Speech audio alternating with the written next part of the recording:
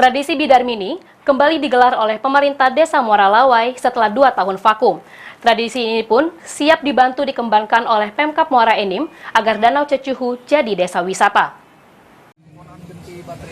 Adalah akhir daripada Memeriahkan Hari Kemerdekaan RI ke-77 tahun, pemerintah Desa Muara Lawai kembali menggelar Lomba Bidar Mini yang sudah menjadi tradisi setiap tahun di Hari Kemerdekaan.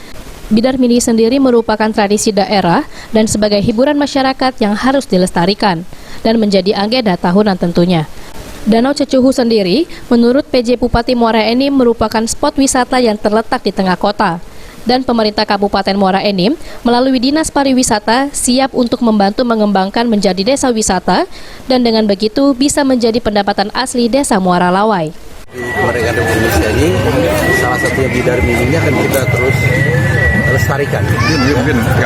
Karena ini merupakan atraksi lokal yang memang dari tahun ke tahun sudah dilaksanakan di Desa Muara Lawai. Ini ada namanya desa wisata ya. Jadi kita akan mensupport dengan dukungan CSR dan BPD pemerintah.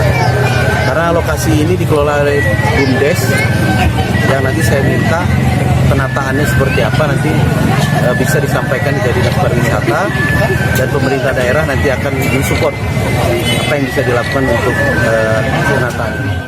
Sementara itu, Kades Muara Lawai Edi Wansari sangat mengapresiasi bantuan Pemkab Muara Enim untuk pengembangan Danau Cecuhu menjadi lokasi desa wisata. Dan pemerintah desa siap membenahi fasilitas yang ada sesuai standar wahana dan wisata. sampai disupport juga oleh Pak PJ Bupati. Dan ini akan direalisasikan sampai 3 hari ke depan. Ini bisa memotivasi untuk perkembangan daripada area wisata Danau Cecuhu ini untuk mengembalikan tingkat minat kunjungan wisata yang selama ini sempat terhenti oleh karena pandemi COVID-19.